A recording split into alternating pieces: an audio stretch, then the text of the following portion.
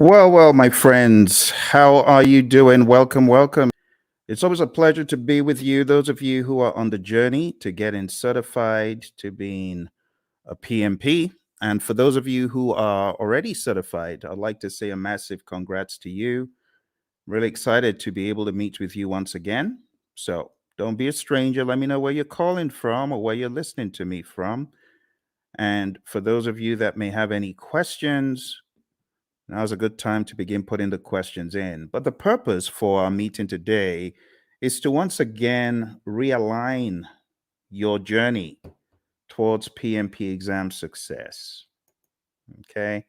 I know lots of you have plans to get certified, but it's important that you be focused on the right direction. All right. Because this PMP exam, when you look at it, it's full of content. It has so much information in it. So you need to be focused, my friend. You need to be laser focused on what exactly you're doing at every step of the way. Now, the easiest way is this. Number one, understand Agile. Please understand Agile. I know there are lots of courses out there. They're very heavy in the predictive piece, but they're not heavy enough in the Agile piece. And therefore, when people get on the exam, they don't understand the questions. Let me be perfectly clear about the questions, how the questions are posed. The questions are going to ask you, you are a project manager. It will always tell you who you are. You're a project manager in a project. You're doing this, that, or the other. You encounter a situation. What should you do next? But not just that. In the answers, you very well could have a blend of agile and predictive answers. And it doesn't mean you should choose agile all the time or predictive all the time. It depends on the way the answer is crafted. So, my recommendation to you, number one, if you have this book called the Agile Practice Guide, read the book. If you've been for one of my courses and you have Agile book, this one, if you have Agile Principle Raw and Uncut, please read the book.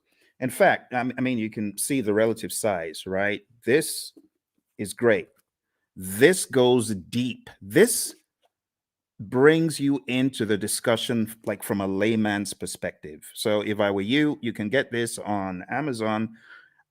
You can get this everywhere books are sold, pretty much this as well.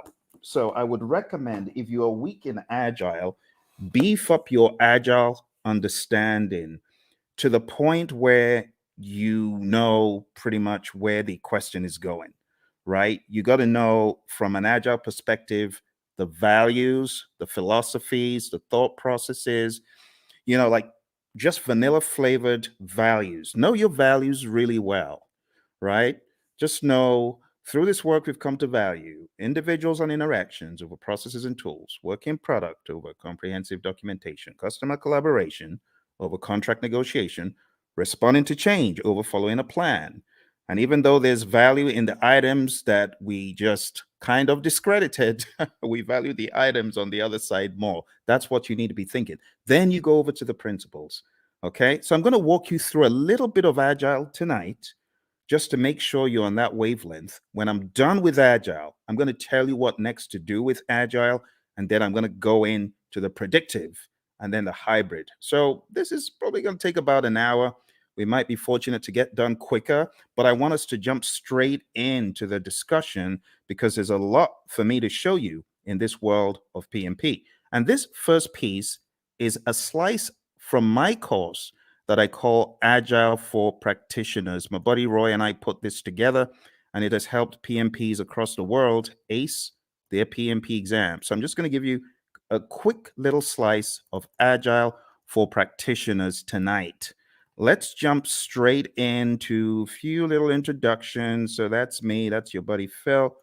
And I got certified in 2005. And since I got certified, I've been helping people across the world. Come from an engineering background. I'm one of those who escaped, who ran away and went into a different world of project management train many organizations, as you can see on the screen, many government entities, and so on.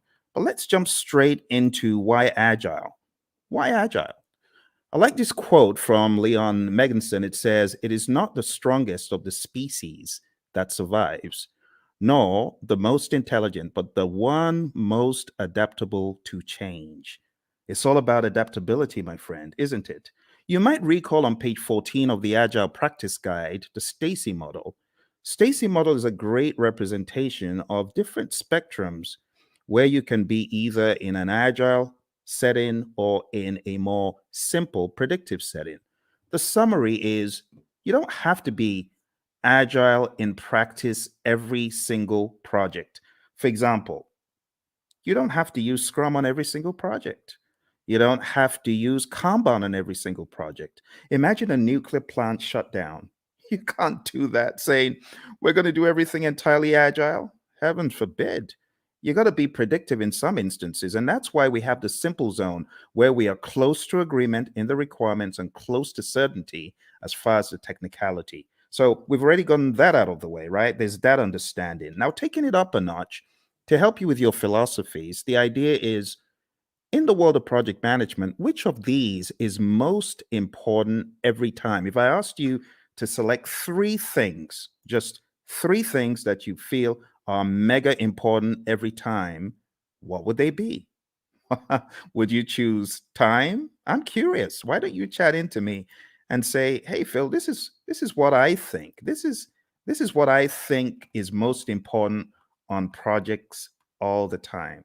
You want to try that? Go for it. Go for it. Go for it. Tell me, what do you think is hyper important? Three things if you're going to choose three out of these. Any ideas? Is it schedule? Is it budget? Is it scope? Is it customer needs? Is it quality requirements? Or is it team satisfaction? Which three? Chat into me. I'm waiting for you, my friends. I'm waiting. I'm waiting. Come on, you're project managers, right? So you already know the answer to this, hopefully. Which would you choose? Which would you choose?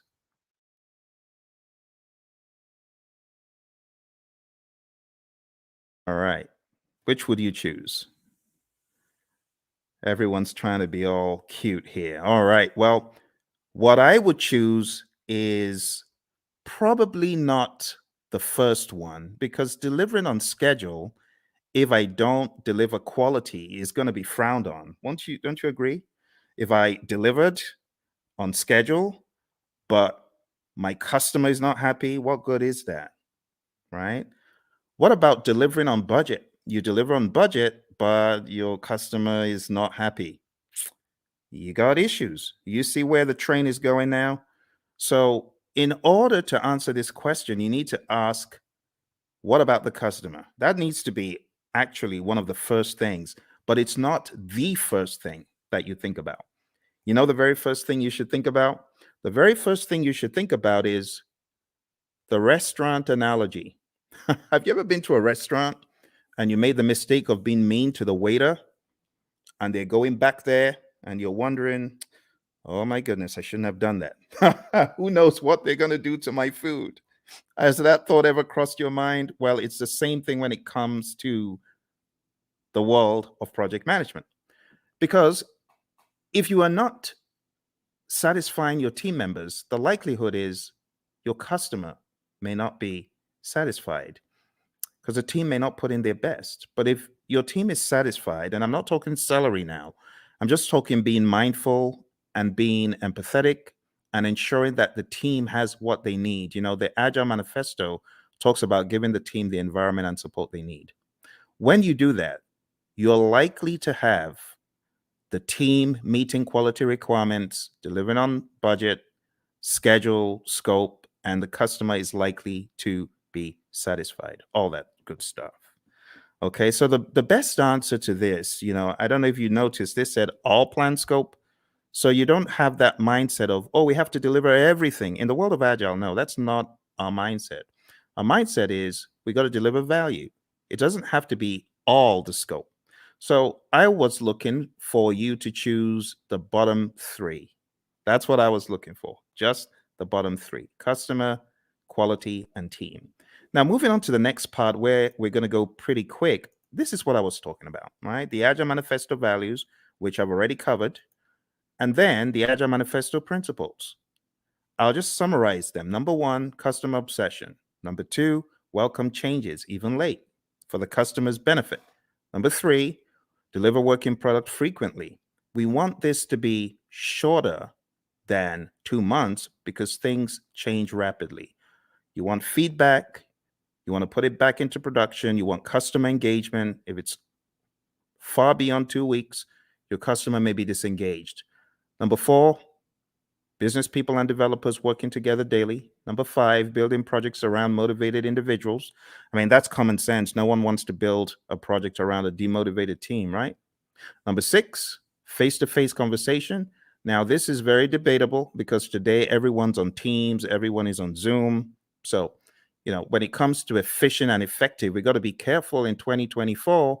But for the sake of your exam, just go with number six as it's written.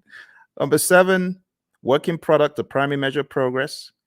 In the world of Agile, we don't do all those percent completes and statuses, right? In this world, Agile processes promote sustainable development. I call number eight, don't kill the team. The don't kill the team principle. Number nine, continuous attention to technical excellence and good design enhances agility. Number 10, keep it simple, sir. Keep it simple, sister. Number 11, the best architectures, requirements, and designs emerge from self-organizing team. Just leave the team alone. Let them do their stuff. You hired adults. You hired experts. They'll get it done better than when they were meddled with. And number 12, at regular intervals, the team reflects on how to become more effective.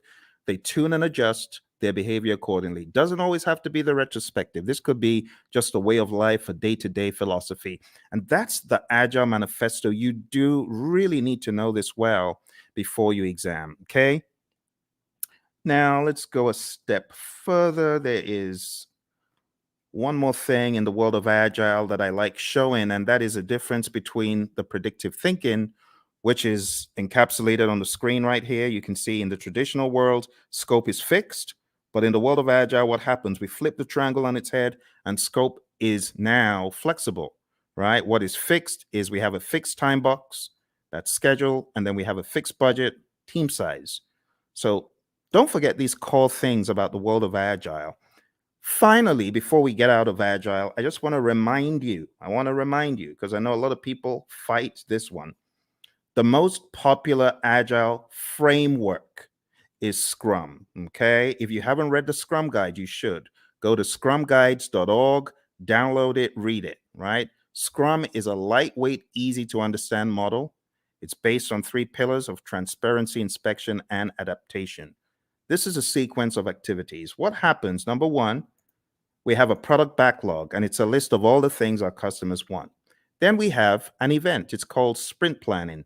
Sprint planning is where we meet to decide what we're going to get done in the sprint.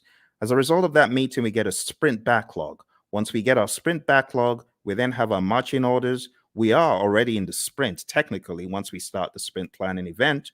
But the next event that happens is the daily scrum. The daily scrum is something that we do every 24 hours. Don't say, oh, we do a weekly daily scrum. No, that's not a daily scrum. It has to be daily. So the daily scrum is where the team meets.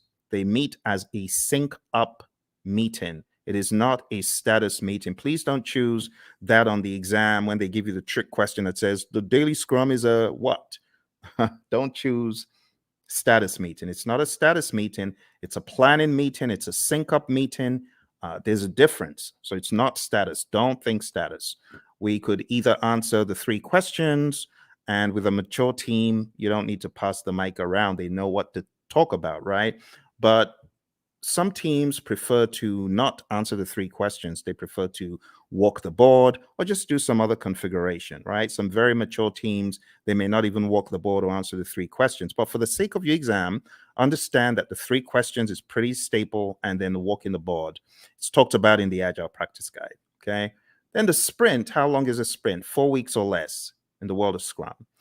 In the middle of the Scrum, a lot of teams these days, and I really want to call your attention to a very subtle fact regarding your exam. I'm going to have to go to that book again. And it's a good book, actually. It's not a bad book. It's the Agile Practice Guide. So let's go to the Agile Practice Guide, okay? So looking at the Agile Practice Guide, I want to point out to you that there are a number of things the PMI accentuates on page 50 forward, okay? So you do need to read PMI's account, because in the Scrum Guide, you don't have any talk about the event called Backlog Refinement. In fact, in the Scrum Guide, it's looked at as everyday life for the product owner. But in the Agile Practice Guide, it is called out specifically on page 52 in the Agile Practice Guide. And it just reads, in iteration-based Agile, the product owner often works with a team to prepare some stories for the upcoming iteration during one or more sessions in the middle of the iteration, okay? So this account is about two paragraphs, but you don't find this in the Scrum Guide. You should pay attention to backlog refinement. You should pay attention to PMI's account of Agile, PMI's account of all things that are on the exam. Okay, so even though backlog refinement in this image I've graded because it's optional, you should, as a PMP candidate, be aware that PMI has two full paragraphs. It says there is no consensus on how long the refinement should be. There's a continuum of just-in-time refinement for flow-based Agile. The team takes the next card off the to-do column and discusses it. And then it says many iteration-based Agile teams use the time-boxed 1-hour discussion midway through a 2-week iteration. And that's exactly what I'm depicting on the screen. This is midway through the iteration. The team takes some time out. They do the backlog refinement. They go through the whole idea behind the INVEST acronym. Now, this is not a place for us to debate whether it is good or bad, because I have some of the Agile zealots who hate the INVEST acronym. Don't listen to them. What do I mean by the INVEST acronym? Independent, negotiable, valuable or vertical, estimable, small enough to fit within a sprint, and testable. You want to make sure that your backlog items are indeed ready. Okay, like I said, various schools of thought are against the INVEST acronym. But when we talk about the refinement, when we talk about the definition of ready, it is important you understand and have some sort of guardrail framework to help you. So this helps achieve definition of ready. Okay. If the story fails to meet one of these criteria, the team may want to reword it or even consider a rewrite. So this is the INVEST acronym. When we say a story is ready, it means ready for us to work on. And in your backlog refinement sessions, you want to work on getting your stories to a definition of ready. Okay, it's just that simple. When you get certified, you can, join the debate about whether backlog refinement should be done with the INVEST acronym, whether definition of ready is good or bad. I'm not here for all that, right? But just know for your exam, it's in the Agile Practice Guide. All right, moving on. We have the sprint review event, and this is where the customer, could be the end user involved as well, the stakeholders. This is where there is a review of what was created, the increment, right? And just be aware that the sprint review event is not a gate before you can release value, right? You can release value all through the sprint. It doesn't have to be one time. And in fact, you could get to the end of a sprint and you may not have a featured enough item, so you may not actually release. That's why we call it a potentially shippable increment. Lastly, we have the sprint retrospective event. And in the sprint retrospective, you already know this, I'm sure. This is where the team reflects, they look at what they could have done differently, what went well, what didn't go so well. It could also be a great team bonding exercise, and it's generally closed off to the Scrum team. And when I say Scrum team, I'm talking about the product owner, the Scrum master, and the developers. Okay.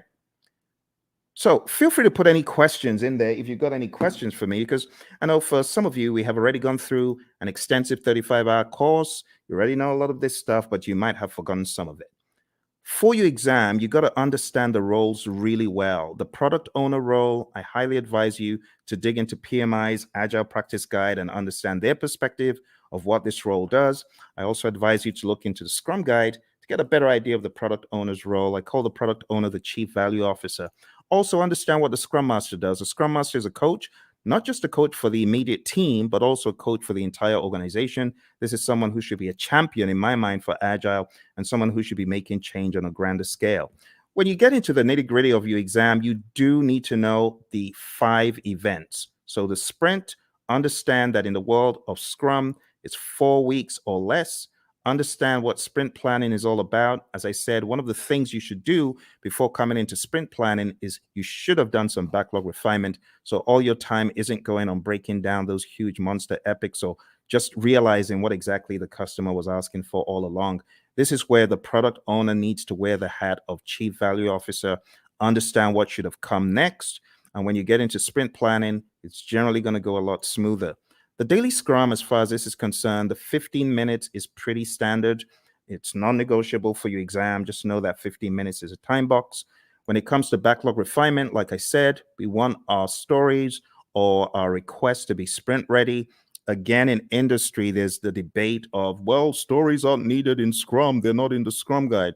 Yes, but for your exam, understand what stories are. I have to say these things because the landscape of Agile is changing very rapidly. When it comes to the sprint review, it's showcasing working product to the stakeholders. It's important that we don't relegate it to just a mere demo, but we see this as a working meeting. We can use this meeting to discuss metrics, what was not done and why. Delivery team demos the working product. The customers may even test it out. Physical products. We have a client of ours who had this physical autonomous vehicle, and customers could get to actually test out such things in a demo. All right. And then the retrospective, like I said, it should be a safe space. You want to understand what worked well, what didn't work well, and you could have some items that you take back to put into the product backlog for the next sprint so that you can improve on those items. But this is not mandatory. It used to be, but it's not mandatory anymore. Okay, a few quick memory joggers. A list of some of the long list of requirements, only those to be done in a sprint. Okay, I'm going to move very quickly. So these are just joggers for your memory, right? Since it says some, it is not talking about the all-encompassing product backlog. This is just talking about the sprint backlog. What about this one? The product backlog is prioritized and owned by whom? Okay, I've already given you the answer to this earlier on. So this is talking about the chief value officer, aka product owner. All right, how about this one? The first event of a sprint is what? Okay, if you were listening in the beginning, you would have gotten that it's the sprint planning event. All right, let's go to the next one. The average length of a sprint used in most firms. If you use the world of Agile philosophies in your firm, you probably know the answer to this one. All right, so the best answer to this, my friends, is not the 1 month. I said 4 weeks or less, but in industry, the sweet spot is 2 weeks. All right, let's move on to the next one. The end result of the sprint is known as what? What do you call the end result of the sprint? All right, so I've abbreviated it because I really want you to think. I really want you to be on your toes thinking about, okay, what are we talking about here? So here we're actually talking about the increment. Now, you can eliminate 1, but you're left with 3. It's definitely not the Project Management Institute. So the best answer that I would have expected you to choose is potentially shippable increment, PSI. Majorly because it may not be featured enough. All right, so PSI is the answer to that one. Okay, PSI. Okay. Next one, a daily Scrum is what? What is a daily Scrum? Is a daily Scrum a planning meeting, a status meeting, a phase gate, or resolution meeting? Hey, Lawan. Lawan, good to see you. Lawan is one of our PMP gurus. She's already certified. And Lawan's got some other certificates, haven't you, Lawan? So very nice to see you. Nice surprise. What are you working on now that you're a PMP? Tell me what you're working on. I'd love to know. All right. So the daily Scrum, Lawan said it's A, and she's correct. It's a planning meeting. We don't want to think of it as a status meeting. That will be an immediate 0. So don't do that. All right, next one. Priming the backlog and preparing it for the next sprint through discussions and reprioritization actions is what?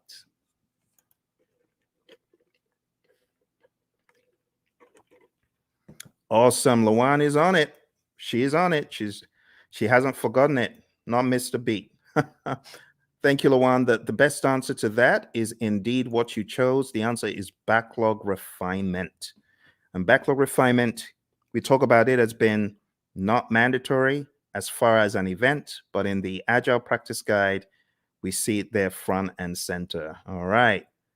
The potentially shippable increment should be shown to the customer in a demonstration. This is known as what?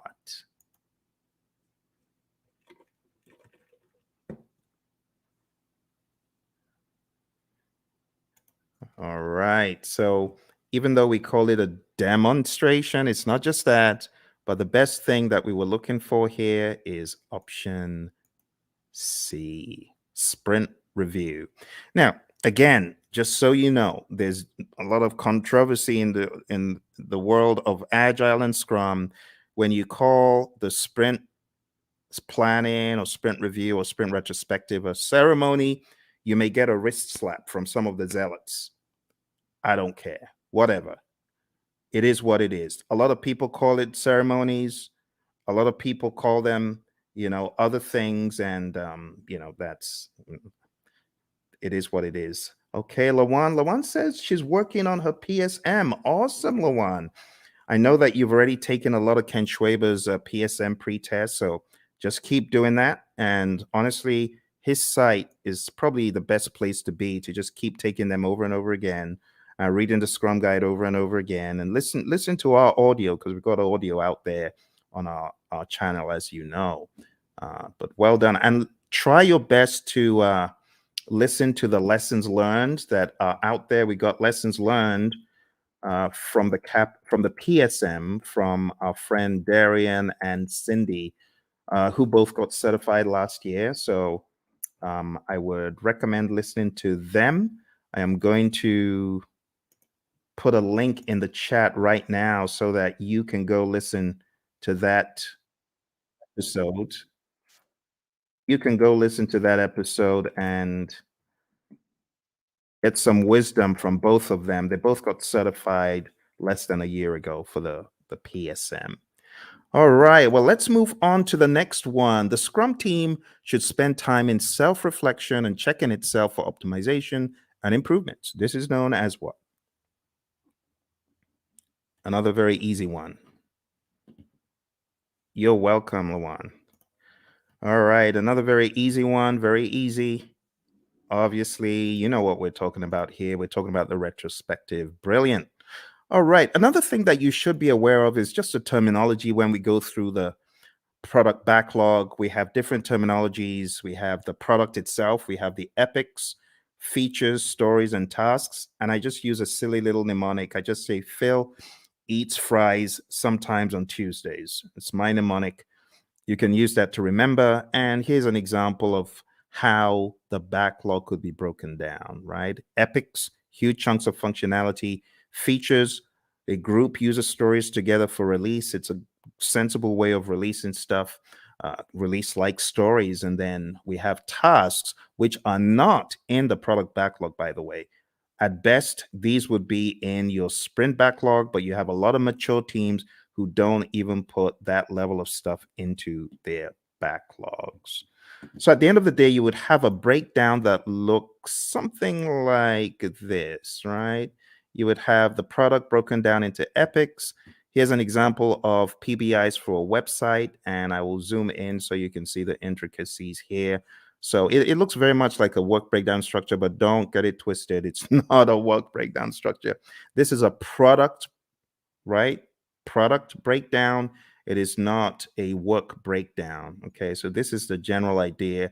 Epics, features, stories. You can see we have the core website functionality broken down into the UI, and then that broken down progressively into more levels of detail until we get to a task level. Okay, and then here you can see the UX, content and user experience broken down into smaller pieces as well. Those would be at the feature level, and these story level, ultimately the task level. And we don't want to make this a religious thing you do in the world of Agile. It's not. It's just logic on how you break down your backlog, right? So your product backlog, you have big boulders, big chunks. Here's the general idea. When you're working on your product backlog, it's like an iceberg, right? You got this big old iceberg at the bottom. You got to break the iceberg into smaller pieces. And those smaller pieces, that's what floats up to the top. And that's what gets done. If the product owner, of course, is thinking properly, that's what should happen first. Okay. The next big difference that I want to point out is the difference between the definition of ready, which we talked about earlier. Go listen to it if you didn't. And then the definition of done. Definition of done is an agreed upon set of items that must be completed before an increment is considered complete. Do not mix this up with the acceptance criteria at the back of the card. The acceptance criteria, of course, could be one of the items that we are looking to be complete, looking to have met the requirements. But at the end of the day, the definition of done is not just one thing, it's a number of things. And it's on a case by case basis, depending on your industry and depending on your unique situation. But just remember that the definition of ready and the definition of done are different things. What drives Agile is a concept of value delivery. So you want to make sure you're delivering value to your client. Value should be the number one thing. Another thing that we joke about in our class is the concept of food, because we know people love food. But imagine if you went to a five-star restaurant and you wanted the dessert and someone said, no, you can't have the dessert. You got to eat the greens. Well, as an adult, you can appreciate that. But what if you were a kid? You wouldn't. In the same token, our customers, they have things that are near and dear to them, like dessert. And we say, give them the value they want first. Don't withhold the value from them, because they won't be happy if you withhold the value from them. If you gave them the value, then they understand you get them, right? You totally get them. So how do you order the backlog? The different ways of ordering the backlog, but one of the philosophies is to understand the concept of doing the big, hairy, audacious things first, right? The high risk, but high value. So always think, what is high risk? What is there a high risk and a high value on in this project? If there's a probability that you won't get a high value item done, that could be bad. So what should you do? This is just basic project management common sense. Do the riskiest stuff first. And if you do the riskiest stuff first, there's a likelihood that you will at least get them done. If you don't do the risky stuff first and you do it last and then you don't get it done and the time box is over or the number of iterations you promised is over, that's no good. So we often say high risk, high value first, low risk, high value next, low risk, low value next. And then why do you even want to do those in the top left quadrant? Why do you want to do high risk, low value? It doesn't make sense. There's so much risk in it, low value, it could actually tank the entire project. All right. So we're not saying this is the only way to think, but we're saying start off by looking for the high value stuff and then look for the riskiest of the high value stuff. There are other instances where you could prioritize based on other items such as urgency, cost of delay, weighted shortest job first. There's so many things you could think about.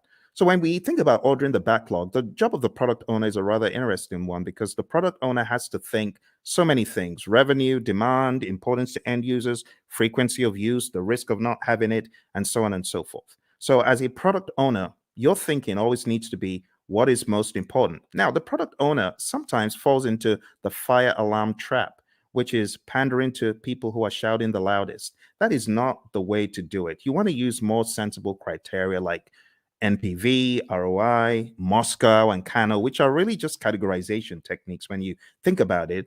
Weighted shortest job first could be another one, and the risk-adjusted backlog, the concept of the risk-adjusted backlog. So there's so many pieces that you need to master for your PMP exam, but ultimately, you're going to understand that Agile is front and center, because I cannot tell you how many people have cried, my Agile was so huge on the exam.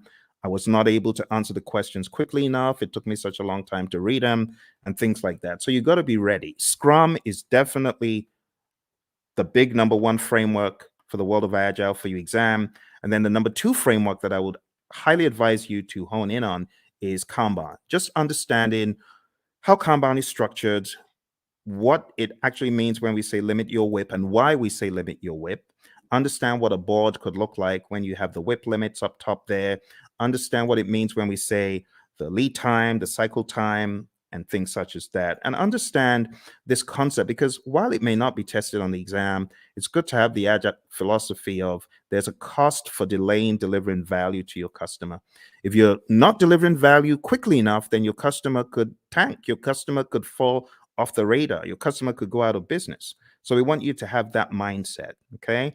And last but not least, I'll just say have a mentality of the shuhari, right? Alistair Coburn brought this into the world of Agile from the world of Aikido, and it's just a great philosophy to understand.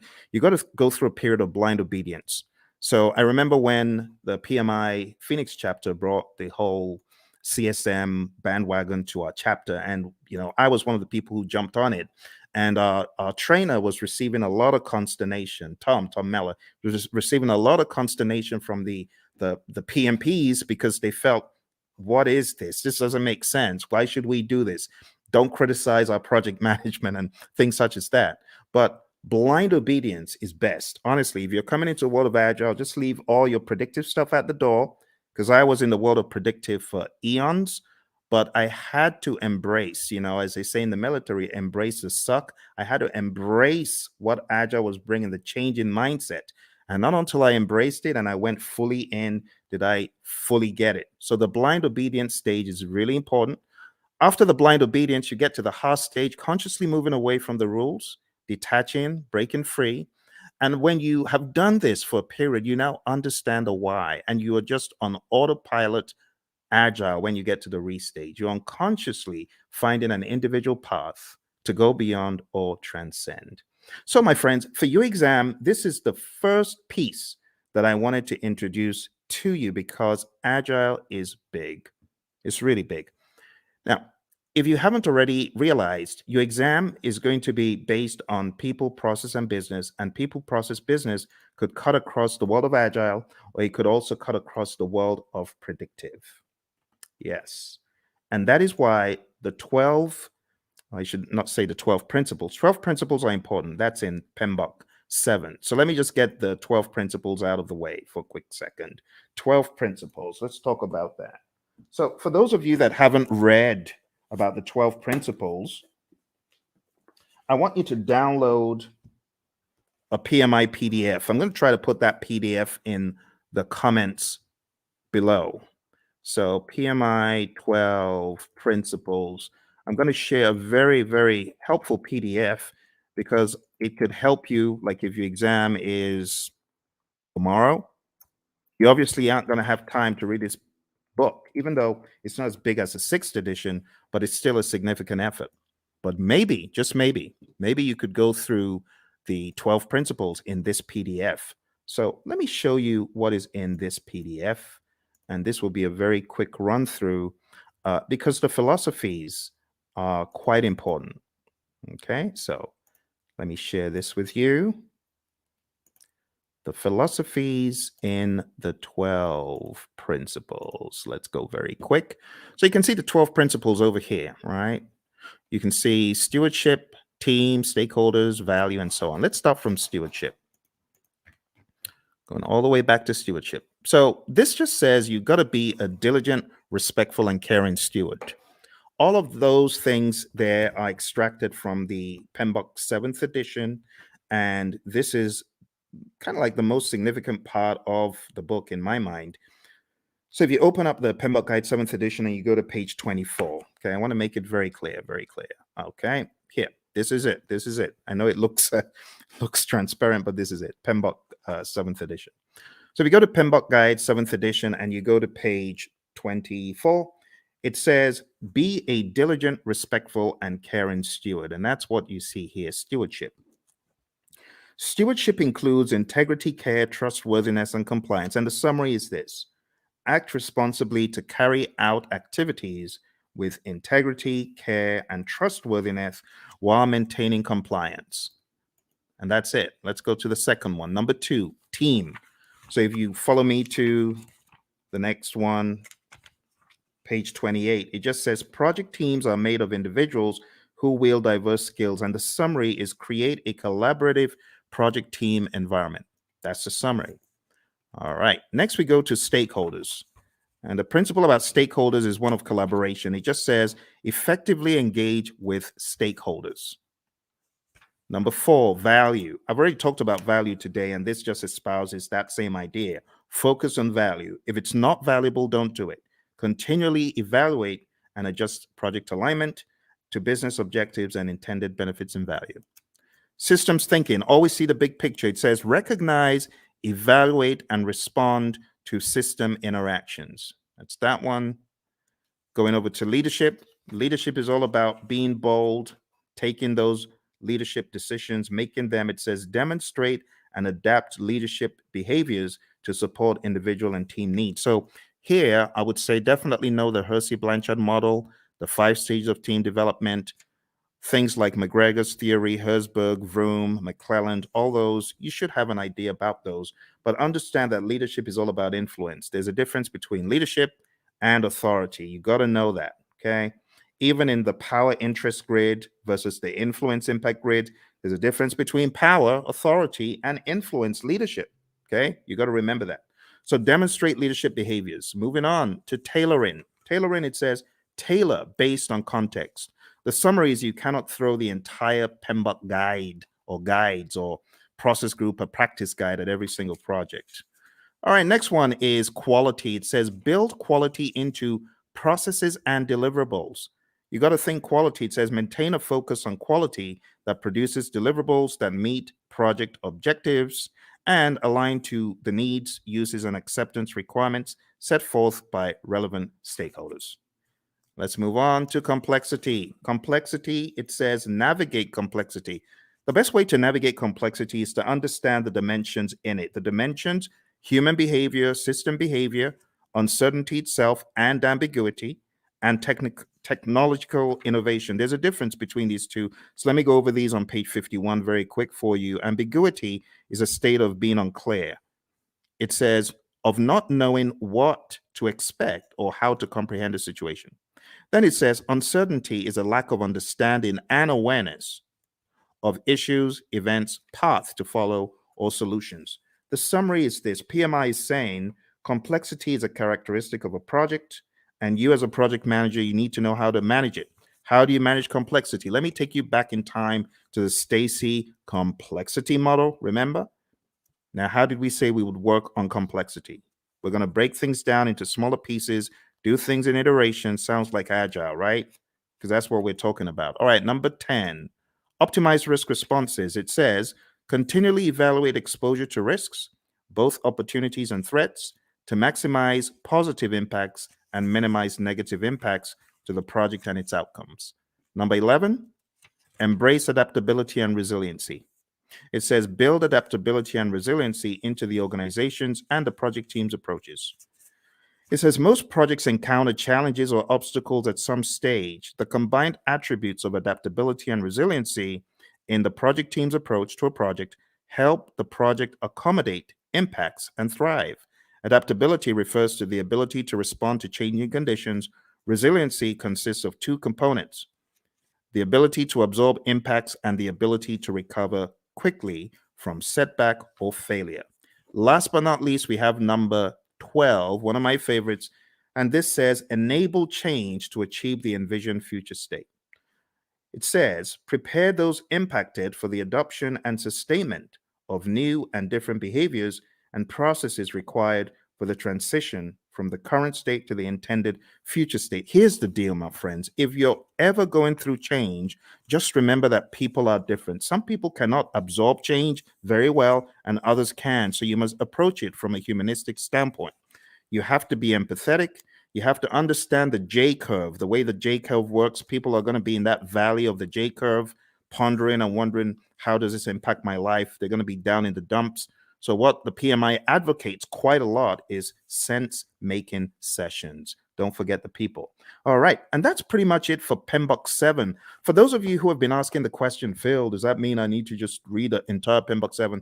I've told you, listen to what I'm telling you. Read, I've given you one PDF. Can I give you one more PDF from the PMI. Let me give you one more PDF from the PMI.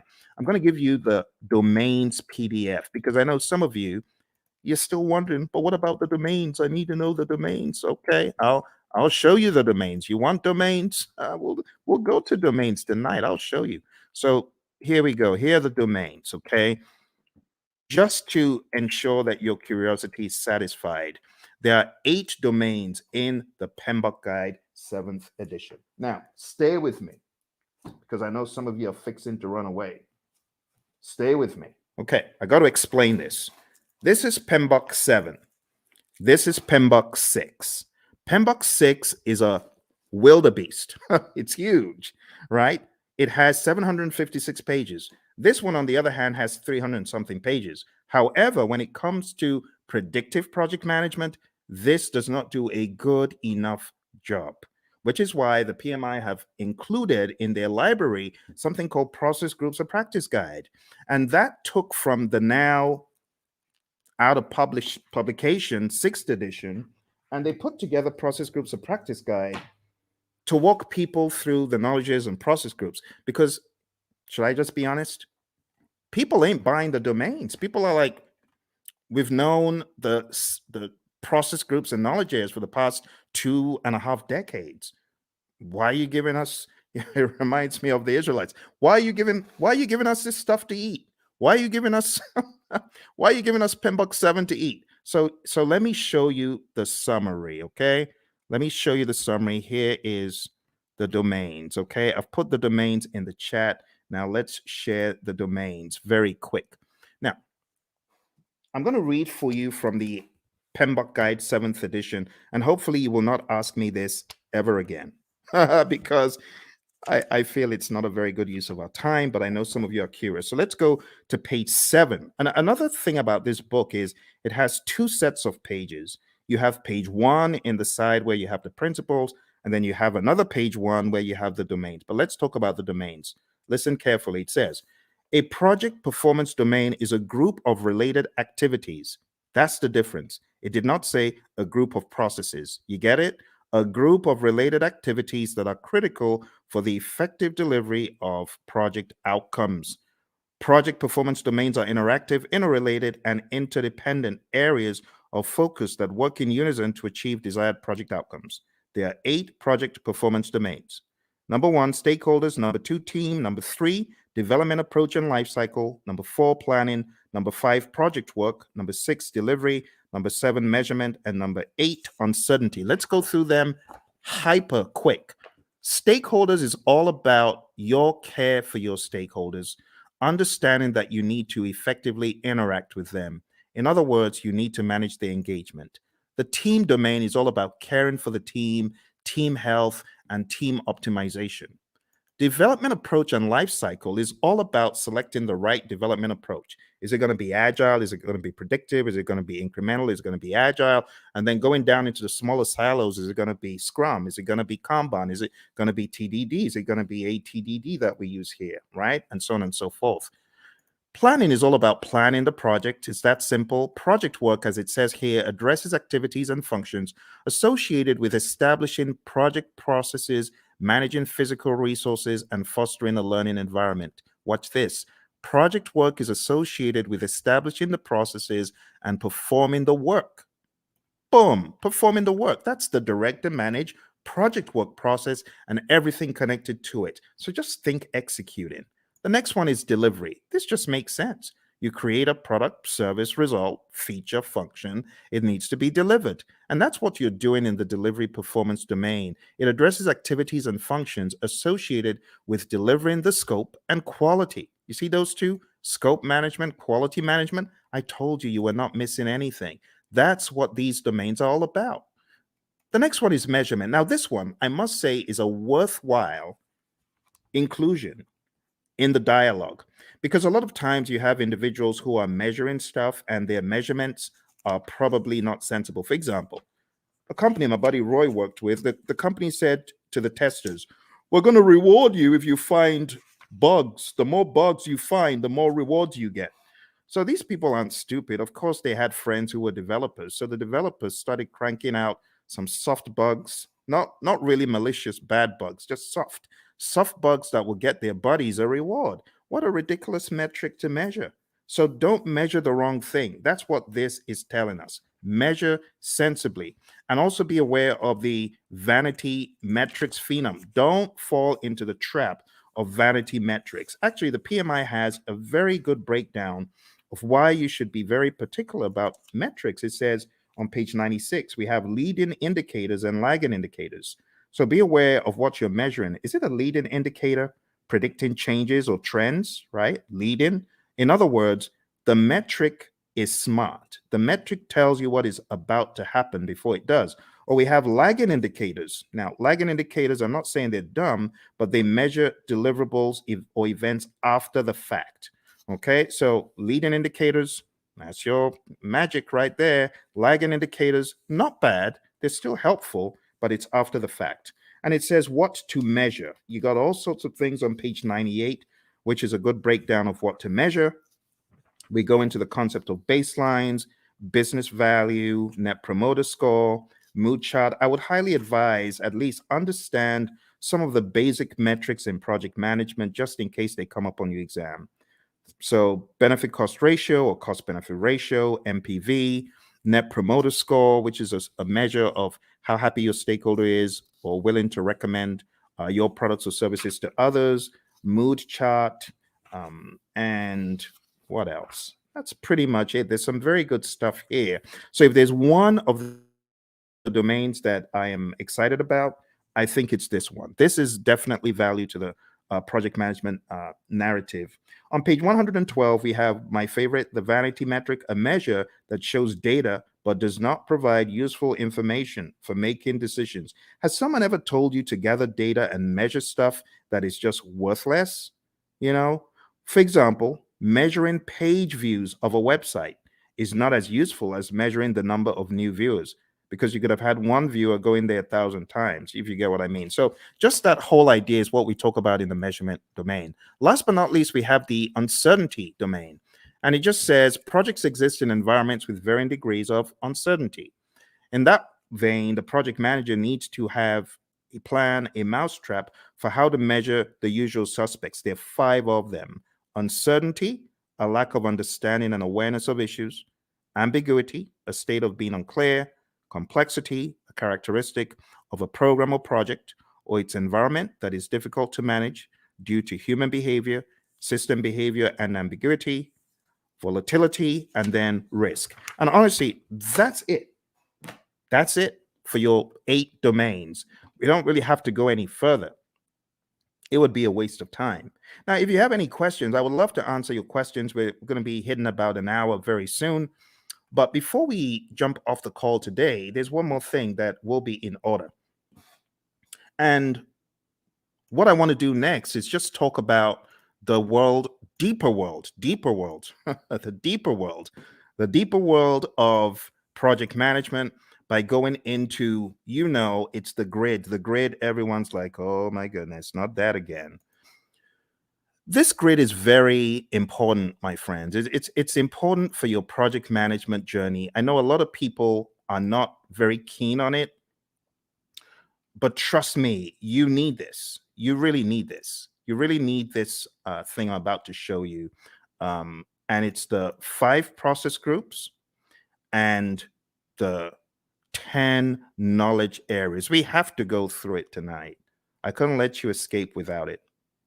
So I would like for you to get a pen and a paper. It's going to be a worthwhile experience. It's going to be good. Let's work on this together. And as I go through it, I want you to ask any questions. Okay, if you have any questions, now would be a great time to ask them. So in the world of project management, according to the PMI, way back in time, there are 5 process groups of project management, and they're just 5 buckets. I just call them buckets of things that need to be done in order for us to get project work done.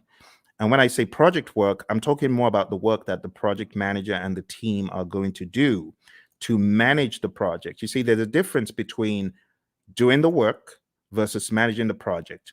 You hear the PMI talk about a product life cycle. That's all about doing the work. But then there's talk about a project management lifecycle, which is really code for the process groups. So if you're taking this exam, what is going to help it become easy for you? I heard this again from one of our latest PMPs. Shout out to Lily, who got certified about 4 days ago. She said the same thing. This will help your exam.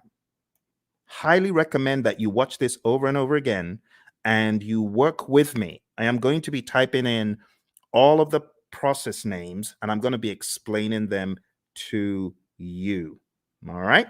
So why don't we get started with the first area of knowledge? Because we got, I prefer extra money in cash at the top, or I prefer eating mangoes chilled. And then we've got, I saw 6 chipmunks quietly roasting coffee, reading poetry stories. Or I saw 6 Cubans quietly rolling cigars, really puffing smoke. You choose whatever one you want. As long as you remember the 10 areas of knowledge, I'm good. Moving into each one, we have the very first, which is integration. I'm going to be making them a bright yellow as I go through. Hopefully, I remember to be consistent with it. And in that way, you'll know which one we're on. Okay. So right now, we're going into integration. Let's make it a bright yellow. All right. So in integration, the very first thing that happens is the develop project charter process. And in Develop Project Charter, you are creating a document that authorizes the project. You, the project manager, could be working on this, but you don't necessarily have to, because if you've got a sponsor who is capable, they could create this by themselves. They don't need you to do it. But other times, they may ask you to do it. In fact, in a lot of companies, the project manager creates the charter, the sponsor signs off on it. So you have to understand that dynamic. All right. Next, going over to planning, the next thing you do in integration is you develop the project management plan.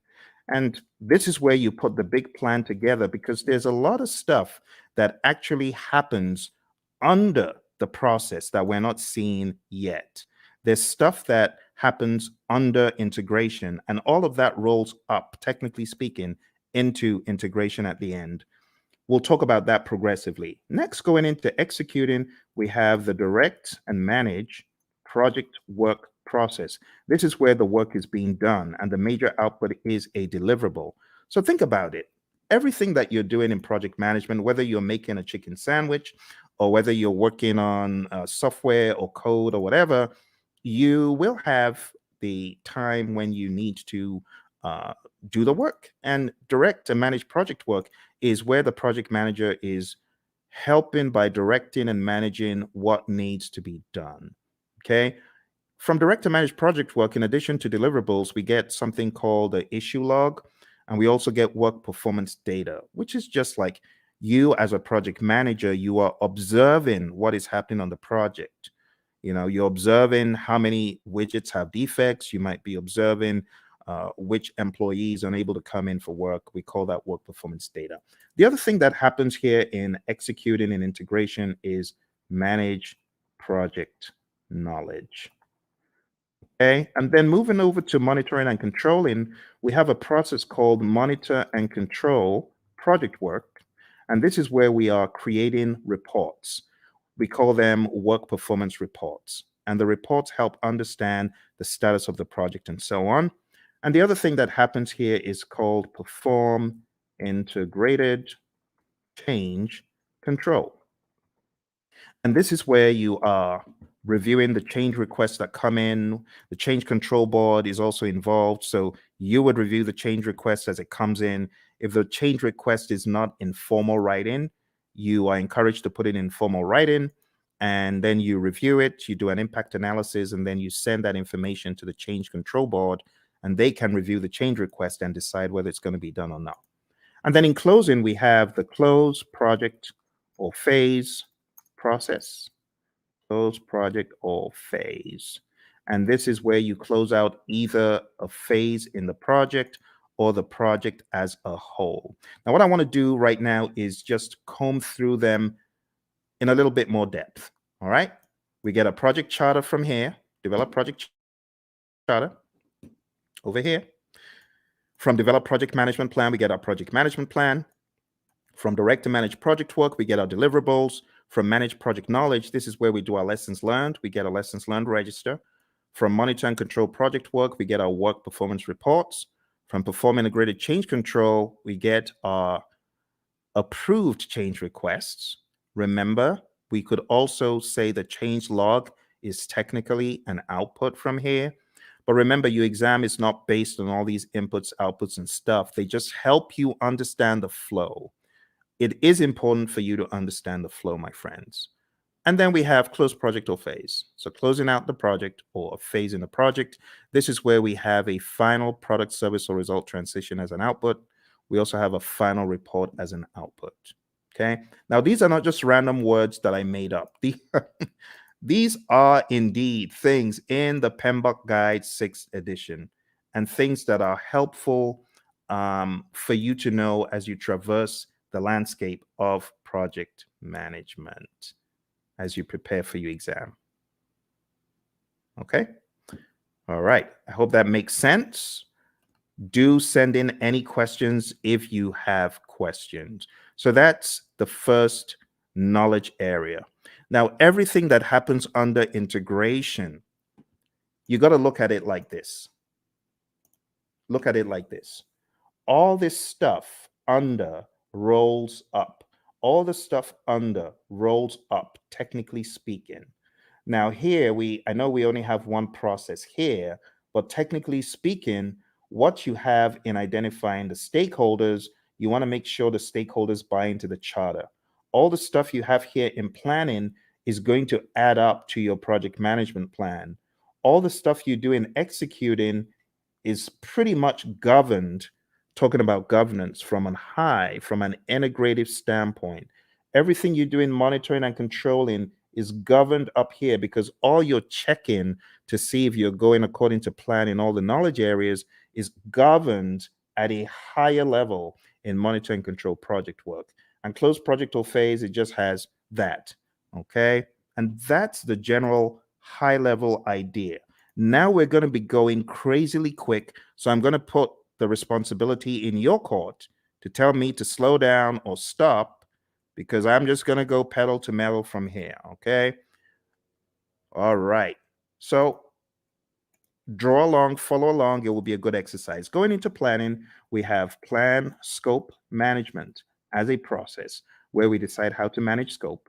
Then we have collect requirements, where we are collecting all the requirements, functional requirements, business requirements, and so on. Then we have the define scope process, where we create the project scope statement, which has all the inclusions, exclusions, detailed deliverable description, and so on. Then we have create WBS, which is where we create the work breakdown structure. Then we jump across to the monitoring and controlling process group. And here we have two things. We have validate scope. This is where your customer checks the product, service, or result. And then we have control scope. And this is where you, as a great project manager, you're controlling the scope, making sure people aren't adding extras. Okay, good. Let's move into schedule management. In schedule management, the first thing that we have here is plan schedule management. Plan schedule management is where you create a plan for how to develop and manage the schedule. Then we have define activities, where we list out the activities that need to be done. Sequence activities, where we put the activities in order of occurrence. And estimate activity durations, where we decide how long each activity will take. And then we have developed schedule, which takes everything into account. And voila, we have our final schedule, right? We also from here have our schedule baseline. Just to make sure you understand the difference, there's a difference between having a project schedule, which is a live and breathing schedule that you update just sensibly as a project manager, versus the schedule baseline, which is a particular version of the schedule etched in stone. So there is a difference between the schedule baseline and the project schedule, and it helps to know that. Last but not least, On the other end of the spectrum, we have control schedule, and this is where we ensure that our schedule is going according to plan. Okay? Be sure to ask any questions. If you have questions, I will be moving a lot quicker from here. Going into scope, we have 3 things we do. Three things in planning and one in the monitoring and controlling section. Here we plan cost management, and that's where we plan how to manage cost. Then we estimate costs. We estimate the cost for each line item, each task. Then we have determine budget. And this is where we roll all the task costs to a final total amount. And then lastly, here we have control costs. And this is where earned value lives. Now, when I say where earned value lives, this is where we use the earned value metrics. The earned value metrics could help us see trends where we're likely to end up, or previous performance across schedule and cost and even scope. Just remember for your exam, you need to remember SPI, CPI, CV, and SV. You need to remember that they all start with EV. They all start with earned value, right? That's an easy way of remembering. If it's a variance, what do? You subtract. If it's an index, what do? You divide. So that's another quick tip. And then if it's schedule, then if it's schedule performance index, plan value is the other thing. If it's schedule variance, plan value is the other variable. If it's cost related, actual cost is the other variable for cost performance index and cost variance. Okay, so let's zoom into that for the sake of those who may have forgotten. The big thing for your exam is really knowing what does SPI mean if it's 0.4, or what does CPI mean if it's 0.4. Anything less than 1 is bad for the indices, right? Greater than 1 means you're doing better than projected. Anything less than 1 is bad. Equal to 0 means you're equal to 1, I beg your pardon, for the indices means you're right on target. For the variances, if it's 0, it means you're on target. So if you have a 0 variance, that's good. If you have a negative variance, that's bad. If it's greater than 0, like if you have even a $5 cost variance or schedule variance, that means you are actually better than planned. Okay, so those could help you in your recall for the exam. I'm going to put them over here. I'm going to make them a little bit smaller because they're not really a process. It's just something to remember. All right, let's go over to quality. So in quality, we have plan, quality management. And we have manage quality, where we are actually carrying out our quality audits, manage quality. And last but not least, we have control quality. And in control quality, this is where we are actually checking the product, service, or result. Okay. For those of you just coming, we're doing an end-to-end coverage. It's a very rapid means for you to catch up on the PMP. Once this live stream is over, it is likely you will not see the video because the video will be pulled down. You won't see this video once it's over.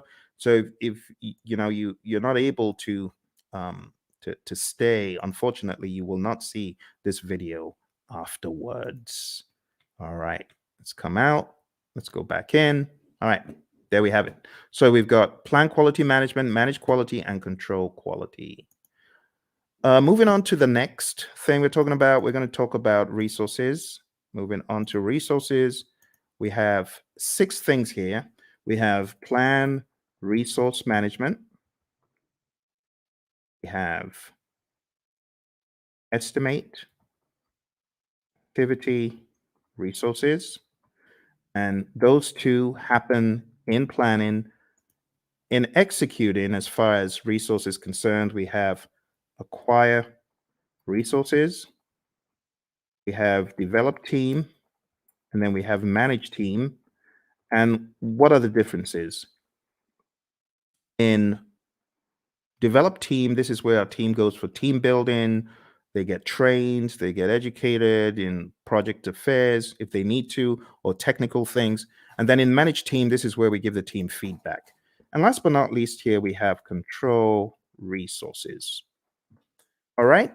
If there are any questions whatsoever about what you get out of the processes, please ask. I know I'm going pretty quick because I have so many videos about this stuff on the channel that I'm expecting that you might have maybe even already gone through some of those.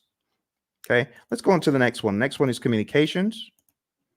And in the communications knowledge area, you're going to do three things. You're going to plan communications management. You are going to manage communications. In other words, you're going to communicate. This is where you're going to distribute information to people. This is where you could have reporting done in meetings. And last but not least, we have monitor communications. Okay. Again, I want to encourage you, if you haven't mastered this, this is important for your PMP exam. I know some people feel, oh, this is old stuff. Trust me when I tell you, I cannot count how many people I've heard from that this helped them put the big map together.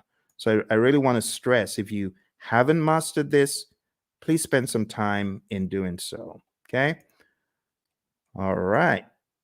Let's make these a little bit smaller because we got a really big one coming up. We got risk. Risk is a significant beast. It's very, very big.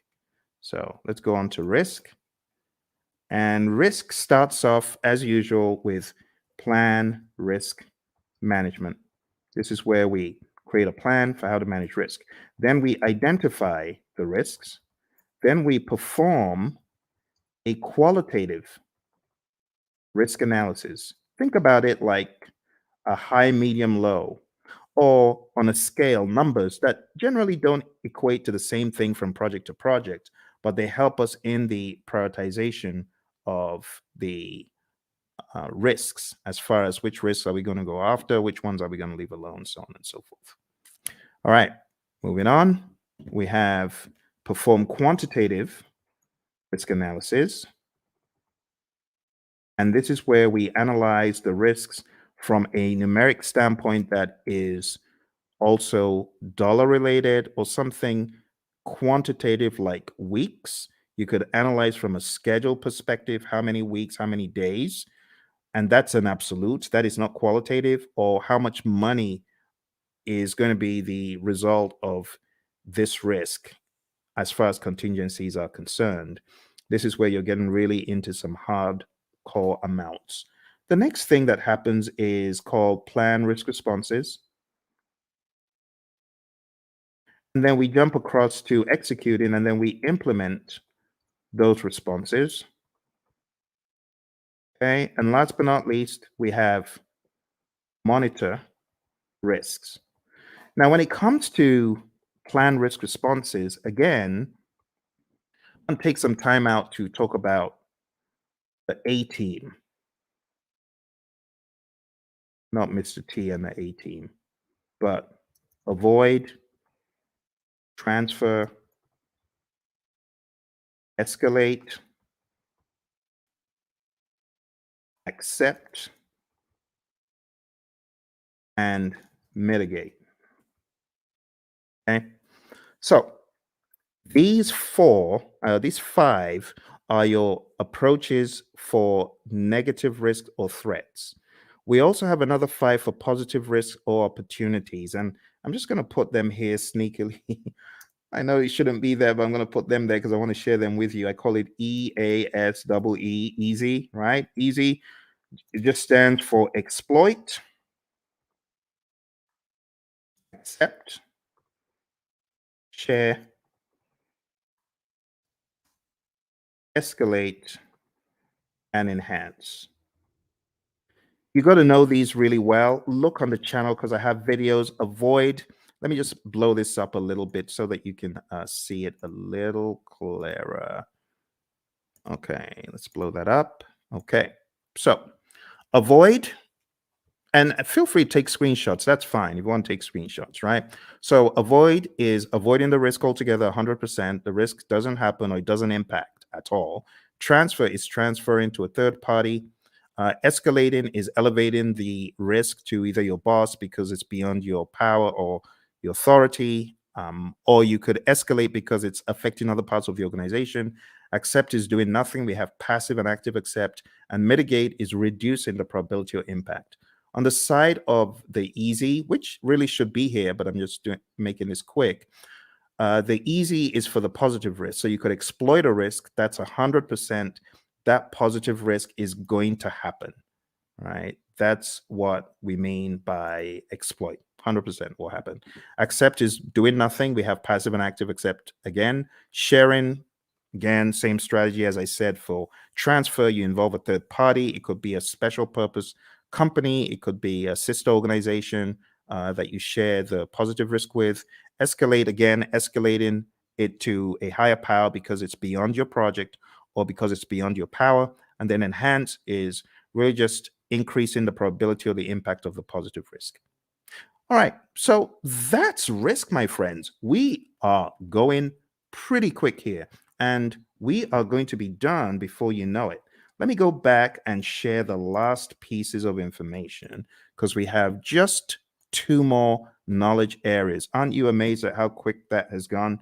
You know, in some courses, the entire 1 week is spent on that. They spent 5 days taking you through what I'm showing you in minutes. That's why you need to come to my course. Come to my course. I'll do a lot of time optimization for you. You want to join my course, go to hpmexam.com or go to tinyurl.com/elite PMP or tinyurl.com/elite CAPM. I'm going to put those links in the chat because I know some of you are like, how do I join your program, Phil? Well, you just need to go to Elite PMP. You can start studying with me tonight, like right away. You can start studying with me right now because if you sign up there, you'll be able to join immediately. It's on Udemy and costs 24 hours a day. You just decide when you want to join. And if you're getting ready for the CAPM exam and you're wondering how to get certified, you can join me on the Elite CAPM program as well. I'm going to put that in the link. Do that. Put that in the chat. So go to Elite CAPM if you're keen on studying with me for the CAPM exam. And then if you want to be on my full-blown training for project managers, not only to get them PMP certified, but also to elevate them to the next level after PMP. In other words, showing you how to succeed.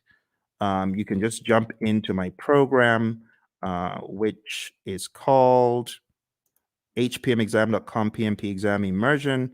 Let me put that in the chat as well for those of you who are curious, because I know some of you are feeling the training right now. You're like, my goodness, I just spent $2,000. I spent 10 times more. I got 10 times less in a different program. If that's you, I want you to smash that like button. Tell me if that's you. I want you to hit like. I want you to subscribe to the channel, and I actually need you to share it with your friends. Okay, that's what I need you to do. So if you want to study with me, do that. And if you're like, Phil, I ain't got a dime. I'm just trying to get by. Hey, that used to be me. That used to be me back in 05. I didn't have a dime.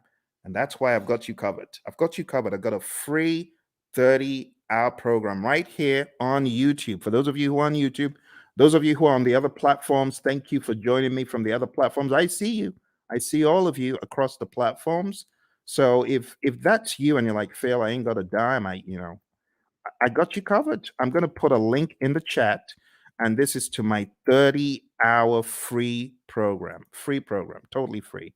All you need to do is go on to pmp.pmradio.org, and I've got over 30 hours of free video. Free, totally free. No catch. The only thing I ask though, if you really want to support the channel, because I know some of you you gained so much from the channel. Just go get the book, PMP Exam Immersion, right? The PMP Exam Immersion book, I'm going to show you tonight how to put everything together in context. And if you wanted to get this book, like download the book right away, you can. This book has the deep secrets to your PMP success because it puts everything together. It puts agile, predictive, hybrid, it weaves it all together. It's called PMP Exam Immersion, the book. So I know I have the course, but this is the book. And if you get the book on the link that I just shared, you'll actually be able to download a workbook. And the workbook has 100 of these crazy, what should a project manager do next kind of questions. So whatever the case, whether you can afford it or not, I got you covered. For those of you who say, Phil, I'm just, trying to survive here. That used to be me. So I got you covered. Don't worry. Just go to pm.pmradio.org, and you're gonna be extremely delighted when you see what I have in store for you guys and girls. Okay. So let's jump into the final piece of our journey today, which is going over the last two. I'm going to make the others very small, just so that everything can fit on the screen. Okay. Some of these processes, they occupy a lot of space. I might be able to make a few of them bigger, like quality is actually not that much. And if you haven't gone through this rites of passage, well, I'm glad you're going through it right now. This is a brilliant opportunity for you to see how the entire table comes together. All right, so procurement. What do we do in procurement? Number one, we plan procurement management. Plan procurement management is where we decide, are we going to buy or not? Are we going to make or are we going to buy? If you decide to buy, then we go through the procurement process, the philosophies, right? And we do the RFPs or the RFQs or the RFI, request for proposal RFP, request for quote RFQ, request for information RFI, IFN, invitation for negotiation. I'm talking so quick because I want to get done. I want to get done. It's a weekend. It's a weekend. You see, the labor of love, your buddy Phil is here for you to help you. Because once I hit the road again, it's going to be hard for me to do these. And I hit the road very shortly. All right, conduct procurement is where you take a look at all of the proposals that were sent in and you select one or two, you award a contract, and then control procurements. This is where you are checking to ensure that the vendor, the seller actually did what they promised. You want to make sure that they are delivering. You want to make sure that they are on time. You want to make sure, as one of my students said, hey, my client just showed up and we do interior for airplanes and they just showed up to do an audit. That's control procurement. You want to make sure that the seller is really upholding the quality. And the funny thing is they weren't, because, some of these folks, they want to show off to their friend, like, oh, you need to take a look at this aircraft that we're refurbishing. So unfortunately, on that day, one of them brought his buddies into to the workplace. Bad move, because the customer showed up. All right, let's finish this off. All right, last but not least, we have stakeholder. So over here, we have identify stakeholders. This is the only one that you have in the initiating process group. And then we have plan, stakeholder engagement. And then we have, after you've planned how to engage a stakeholder, then we have manage stakeholder engagement. This is where you're actually engaging your stakeholder, speaking with them, communicating with them, working with them. And last but not least, we have monitor stakeholder engagement. Okay. And my friends, that's it. I just showed you. Please give me a round of applause. Give me a round of applause, please, please, please. I think I deserve it because I've done what a lot of instructors won't do. I took you through the entire Agile curriculum. I've taken you through PMBOK 7, principles, domains, and boom, now I took you through PMBOK 6. PMBOK 6. Do you know how much time that would have taken to go through these books alone? Do you know what that would have taken? We went through this, we went through this, and we went through this. All in 1.5 hours. Please give me a round of applause. I need some likes. Like, please, please help me. I know some people think, why is he asking for likes? I need your likes. I can't do this alone. I'm trying to help the world get PMP certified. You need to remember where I'm coming from. On my PMP exam, question 20. Do you know what the time was? Question 20. I was 1 hour in to my exam on question 20. Think about it. If this exam has 180 questions and this guy's only done 20, how many hours does he need to finish the exam? The wise people would say 8 more hours. You're correct. It was a disaster. I had only gotten to question 20, 1 hour in. And this is a very good example of how not to take the exam. Don't take the exam saying, oh, I've got to answer this. I'm going to use all the time I can to answer this one question. No, don't do that. Don't do that. I was spending 3 minutes a question. How foolish. Instead of me to go with my gut and just keep mowing them down, just keep going. Even if you feel they're not right, you don't have the luxury of time. I've had a lot of students who say, Phil, I was shocked. I ran out of time. Normally, before I got into the exam, I was killing all of my mock exams. Of course, because the stakes are higher. Your brain is going to be working differently. You're going to be working differently. So don't try that stuff that you do at home on the real exam. Okay. Which is why I say roll up your sleeves and go to a test center, smell the coffee. It'll kick in. It'll kick in. Just drink the coffee, but smell the coffee because you realize the stakes are high. Long story short, after 1 hour, I started writing my eulogy of the PM slain in the Battle of PMP. The PMP who tried his best, the PMP aspirant, the PMP wannabe who tried his best. Phil tried his best, but alas, he was slain at the Battle of PMP. Why was he slain? He didn't have his weaponry right? So I was crafting my eulogy until a conspiracy theorist gremlin pounced on my shoulder. And I'm grateful for that conspiracy theorist gremlin.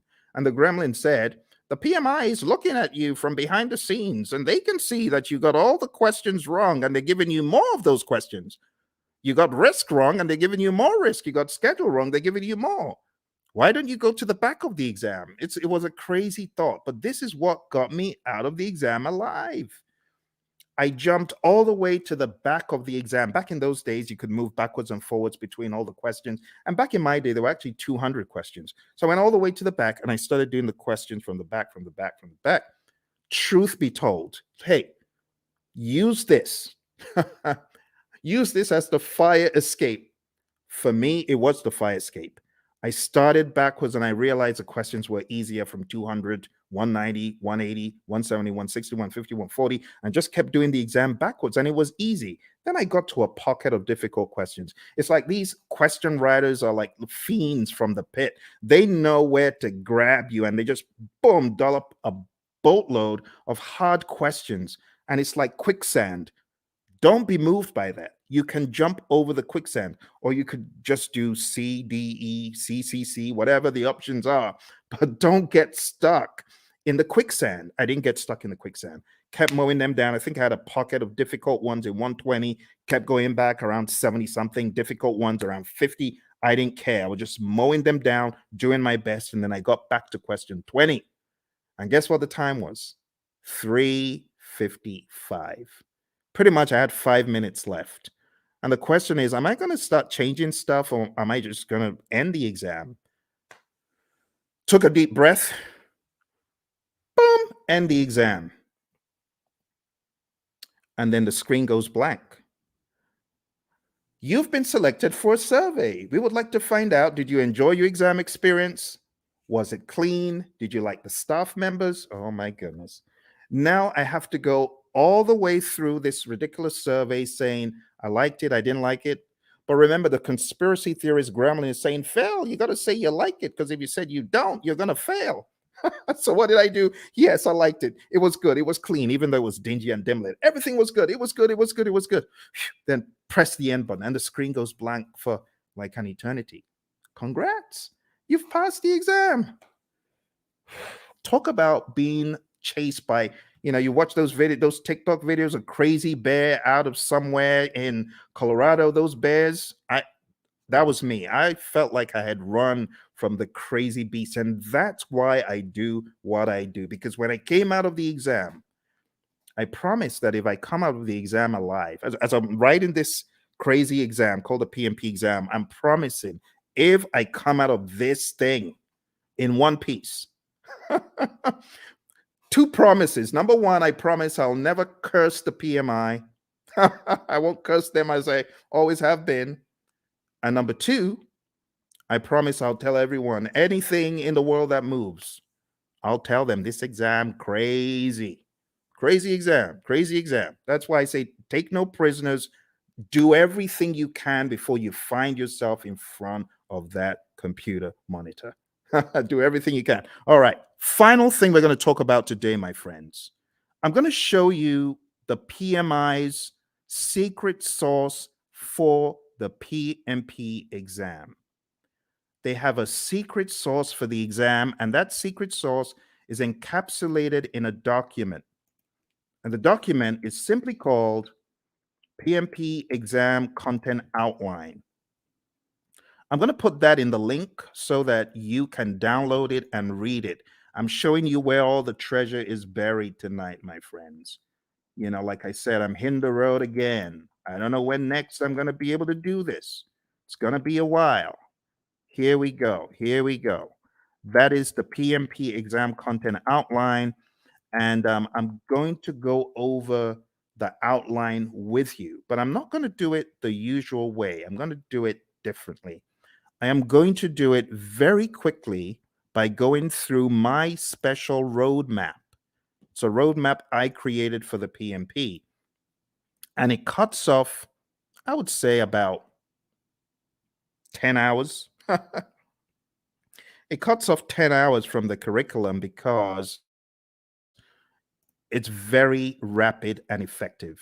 Are you ready? Let's jump into it. Let's jump into it. Here we go. Here we go. For those of you that have been on since we started, thank you very much. I hope you're finding value from it. Your exam is going to have people. 42% of the exam is people, 50% is process, 8% is business. And then you can slice that across 50% Agile and Hybrid, 50% Predictive. Okay? So what am I trying to say? I'm trying to tell you Agile is a beast, a big old beast as big as Predictive. Here's the breakdown one more time. See that? So pay close attention to the process domain, but don't forget, you could slice these into 21, 21 for people, 21 Agile and Hybrid, 21 Predictive.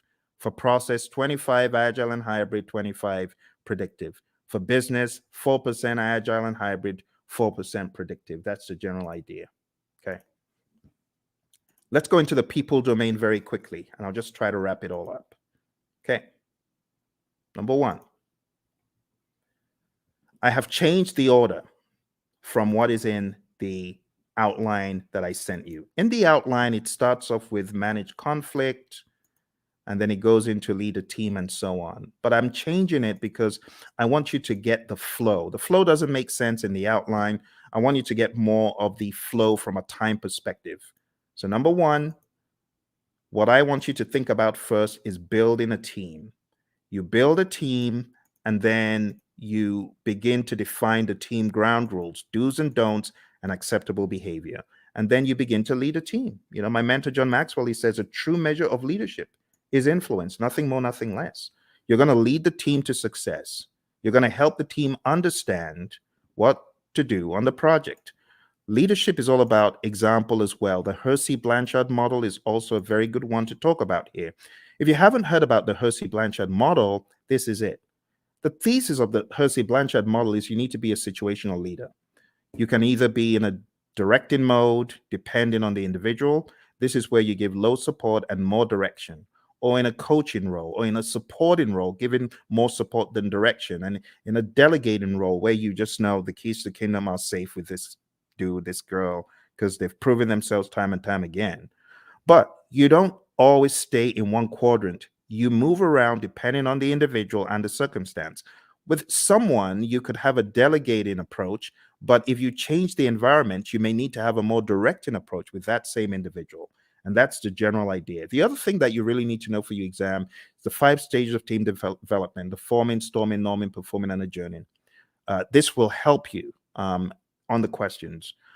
There's also subtle lingo used. So when it comes to forming, the team members are independent. When it comes to performing, the team members are interdependent. So you got to understand PMI's lingo when it comes to these. I would say it's worth checking how they discuss the 5 stages of team development, or Tuckman's ladder, Bruce Tuckman's ladder. Also, as part of your journey, know the 10 tenets of servant leadership: listening, empathy, healing, awareness, persuasion, conceptualization, foresight, stewardship, commitment to growth of people, and building community. You already know the PMI isn't going to do this in parrot fashion, but you do need to be very comfortable with the narrative. Also, for the people domain, you need to understand the Thomas Kilmann conflict mode instrument. There's no image of this in the PMBOK guides, any publications from PMI, but you need to realize that you could be somewhere in the middle as far as your approach to conflict, or you could be very forceful to get your way, or you could be in a collaborative problem solve mode, which means you're assertive about your needs and the other person's needs. You could be in the avoid or withdraw mode, or you could be in the accommodate or smooth mode. The accommodate or smooth means you're more focused on the person's needs than yours.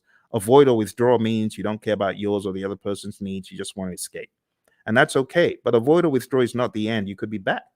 You could be back with some additional backup. It depends. Okay. So there they are again. The Thomas Kilmann conflict mode instrument, PMBOK 6, page 349. If you're in PMBOK 7, it's talked about differently. It's kind of wonky because it kind of went off something else instead of sticking to the Thomas Kilmann conflict mode instrument itself. This is what I would recommend, though, for your exam prep. Okay. So going back, we've talked about 6, 12, and 2. The other things you need to know for your exam: definitely understand how you as a leader should build shared understanding. Then we go to task 5, ensuring team members and stakeholders are adequately trained, which is a no-brainer. Number 13, mentoring relevant stakeholders. Whether you're the Scrum Master or the project manager, you should mentor. Empower team members and stakeholders. Manage conflict. This is where the whole conflict dialogue now comes in. Number 11, engage and support virtual teams. Understand the concept of the fishbowl window. Number 9, collaborating with stakeholders. Number 7, addressing and removing impediments, obstacles, and blockers. Number 3, supporting team performance through the application of emotional intelligence. Number 14, I beg your pardon, promoting team performance through the application of EI. And number 8, negotiating project agreements. Now, 3 and 14 are very close. Supporting team performance and promoting team performance, they're very similar. Supporting the team means you're there for them, you big them up in a meeting, you don't throw them under the bus. Promoting team performance through the application of EI is different. This means you are emotionally intelligent. Emotional intelligence means you're able to control your emotions, bridle your emotions, and you're also able to influence the emotions of others. And that's the people domain very succinctly, okay? As easy as ABC. But don't forget, in the document I sent you, every one of these is broken down into smaller enablers. I would recommend going through the PDF that I put in the chat. That will help get you to excellence in this. Okay? Let's move on to the process domain. Before we get to the process domain, I really want to accentuate a couple of tools. Okay? The stakeholder power interest grid is big. Make sure you understand that before your exam. You could have the power interest grid, the influence impact grid, and other allotropes of it. And understand the planned stakeholder engagement process.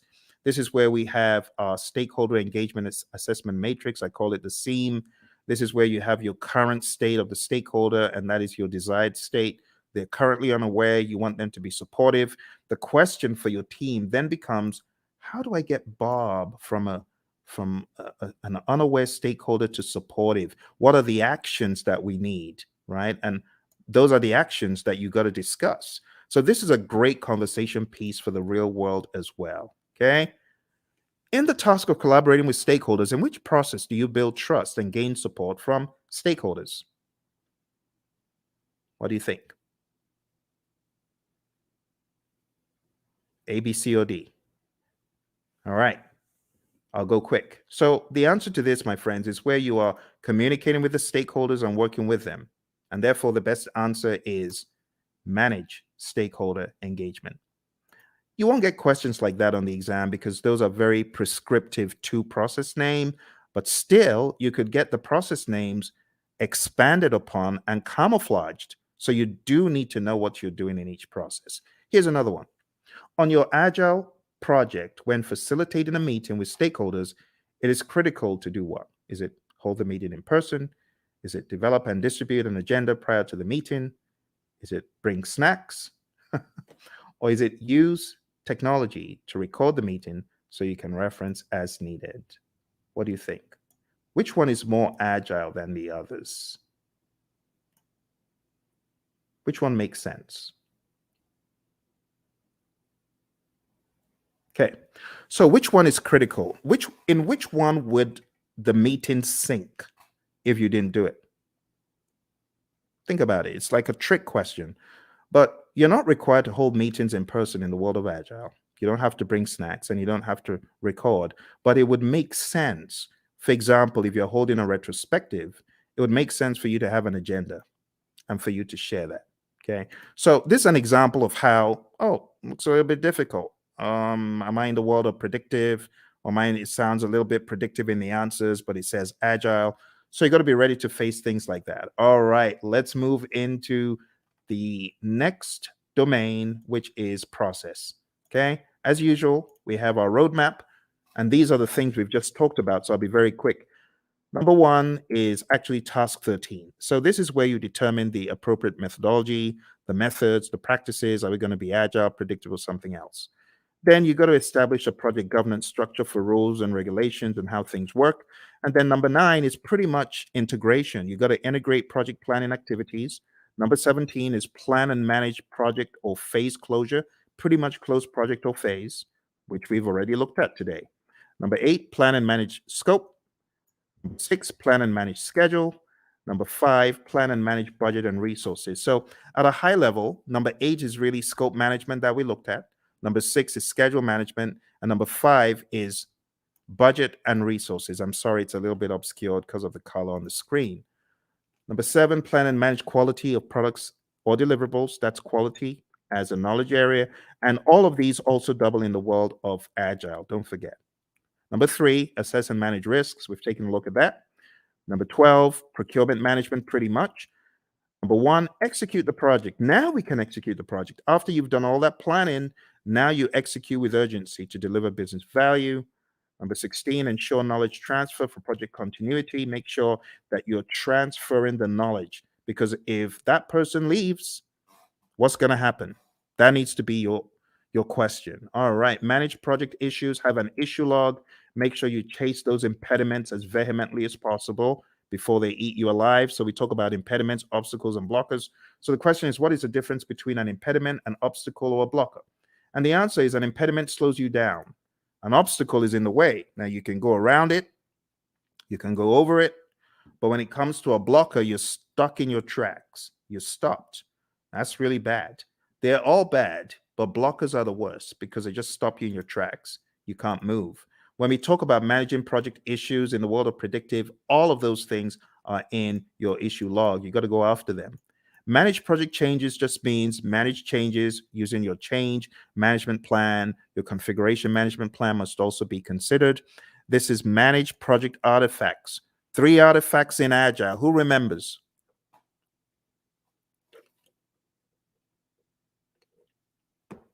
I'm getting some crickets. 3 artifacts we talked about. Does anyone remember?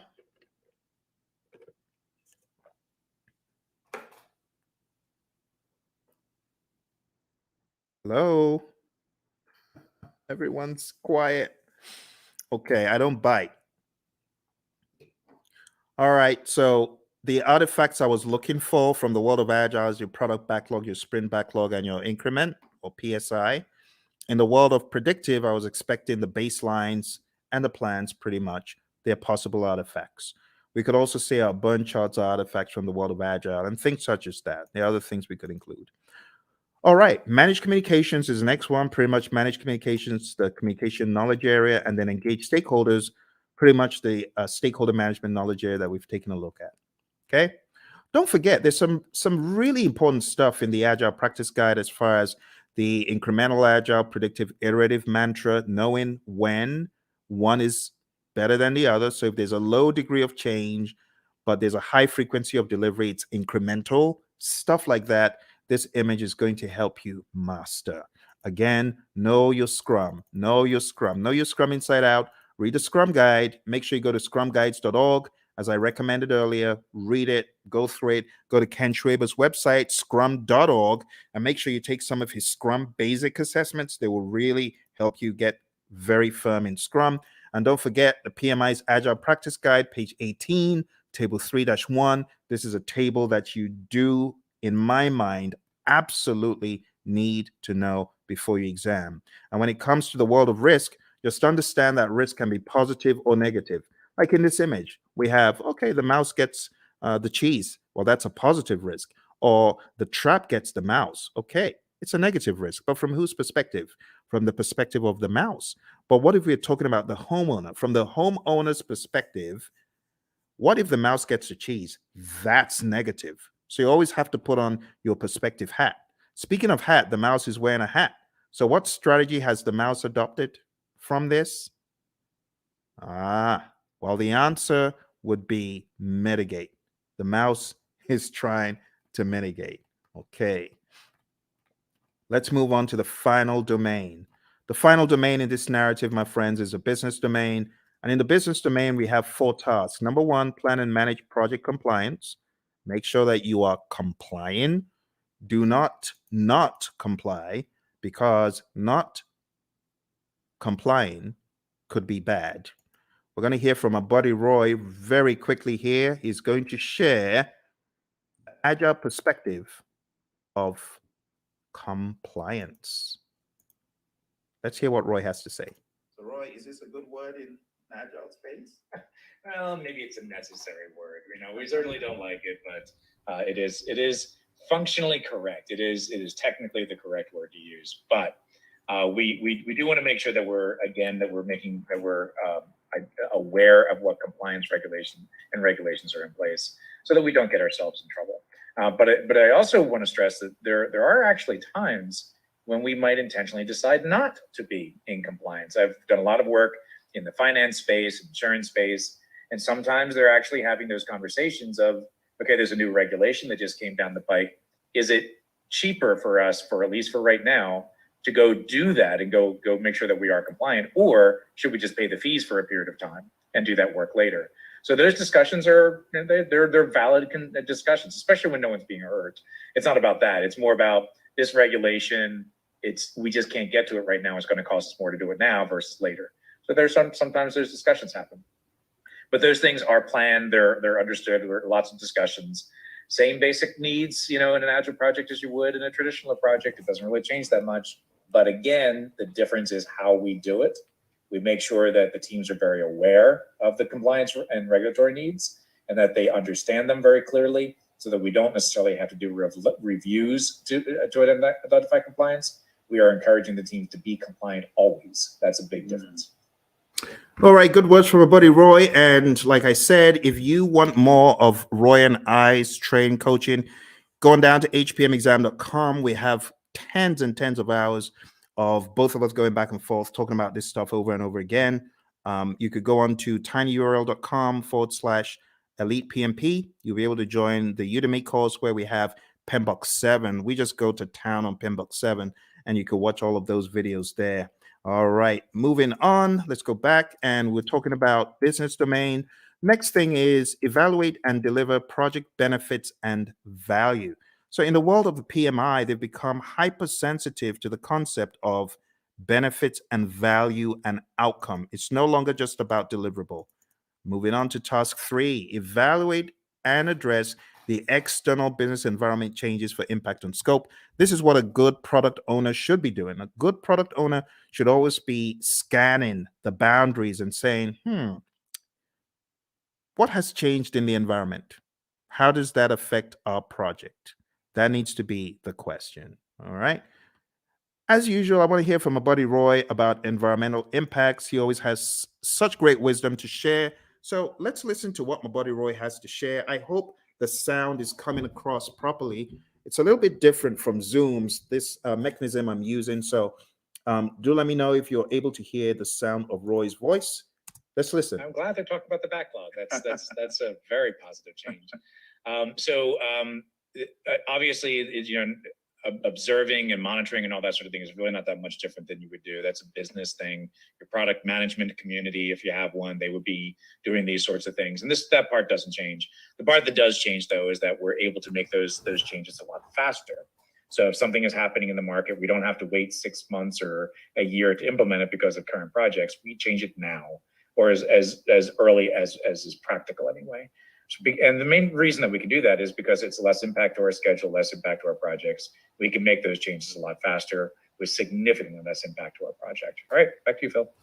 All right, awesome stuff from our buddy Roy. So now you understand the concept of the environmental changes and their impact on scope. We've got one more, and we're going to be done for the night. We're going to be done. So here's your last chance.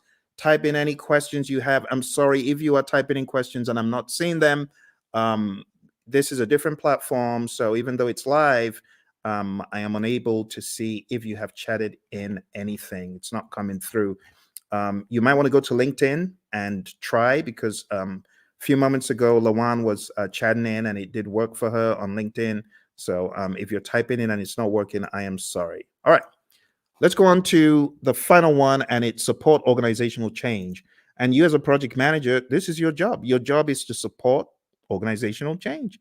If the organization is going through change, you got to be a champion for it. You got to make sense making sessions. You got to help the organization, right, in their sense making sessions. You need to spearhead and lead the charge.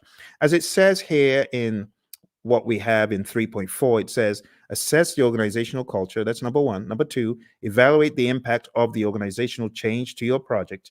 And finally, evaluate the impact of the project to the organization. And then you got to determine required actions either way. That's the general idea.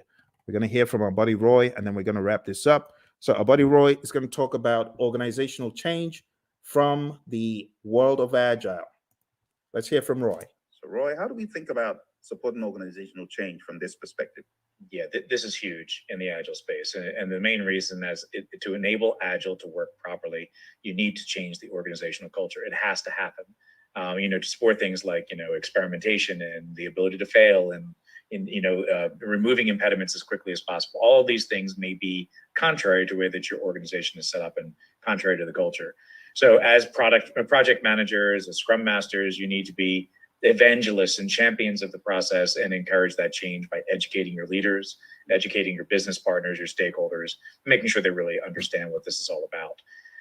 Organizational change, let's say this, the biggest barrier to Agile adoption is organizational culture. So if you're looking for one thing that's going to be your biggest problem, it's the organization itself, the culture of the organization. So you need to pay particular attention to that, because you're going to see behaviors that are more traditional in an Agile environment.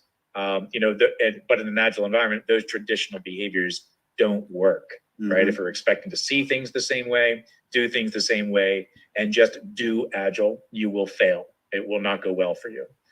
You may get some benefits, but eventually you're going to start seeing where the organization is going to get in the way, and you will start very quickly falling back into traditional approaches because this Agile thing doesn't work here, right? And it's not that Agile can't work there, it's that your organization is just not changing to allow it to happen. All right, Phil, back to you. Awesome stuff as always from my buddy Roy, my Agile coach. Thank you, Roy. And with that, my friends, we are done. Or are we? There's one little piece left that I like to throw in at the end, just to help you see how far we have come. Because when I tell you we've climbed 1,000 mountains, you better believe it. We've climbed so many mountains that you won't even believe. When you see the roadmap of everything we've done tonight, you won't believe how much we've done. We've done a boatload of stuff. We've done so much stuff. It could actually be a little bit mind-boggling to you.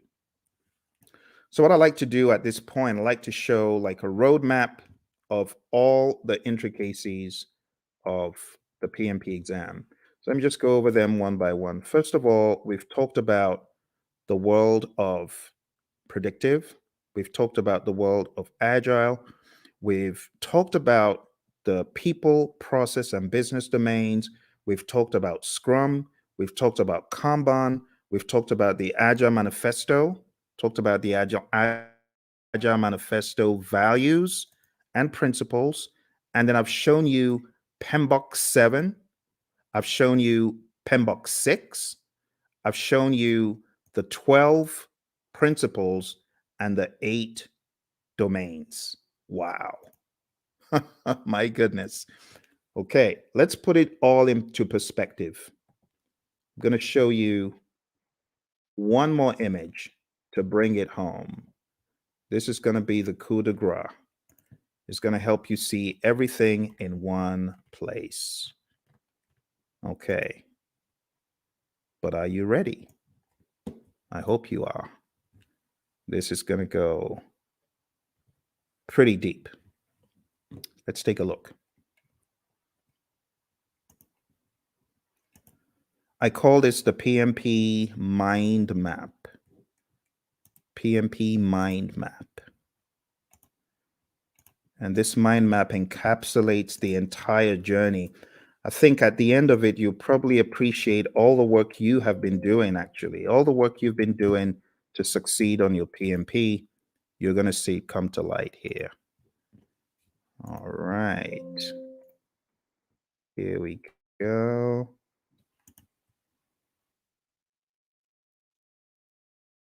PMP Mind Map.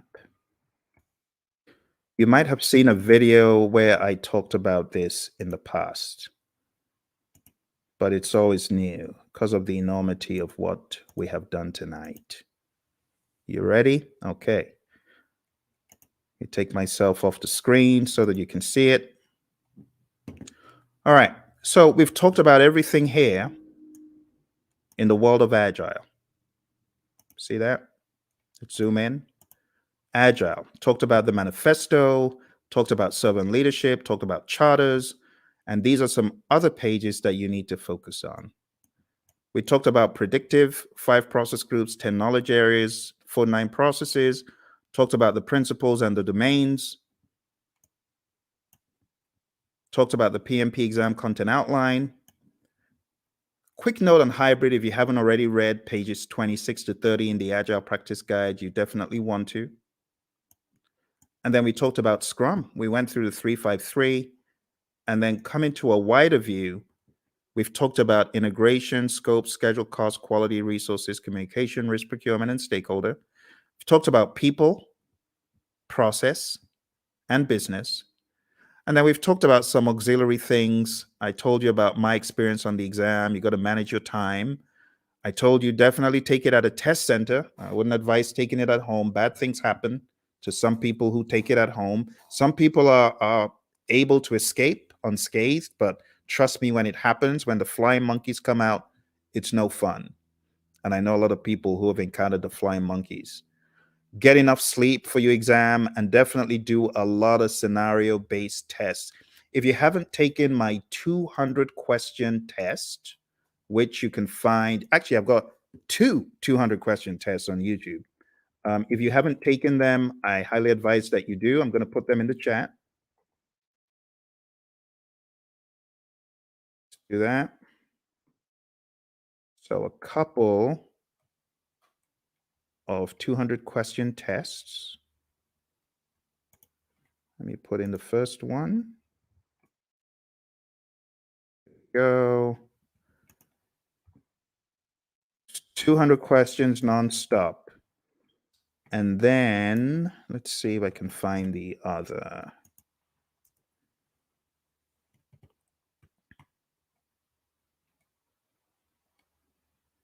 Okay, let's put in the other. So here's the other one. And these will just give you a great idea of how to navigate questions on the exam. I would also recommend, if you have not watched my 35-hour training on YouTube, it's free. It's called the PMP Exam in 40 Days, 40 Days to PMP Exam Success. There's so many videos. There's over 30 hours of content. Last time I checked, there were over 30 hours. So just go over there and like, subscribe, just follow the channel because I'm always coming out with value for you. Okay. I hope that helps you get some focus and clarity. And if you got any questions in the future, feel free to put some comments or questions below. I'll just try to check out some of our other channels and make sure that I did not miss your questions. If you had any questions. No. That's funny. How is that happening? Oh, dear. I apologize. I had no idea why the ad is playing. It's probably my. Give me one moment. I gotta mute.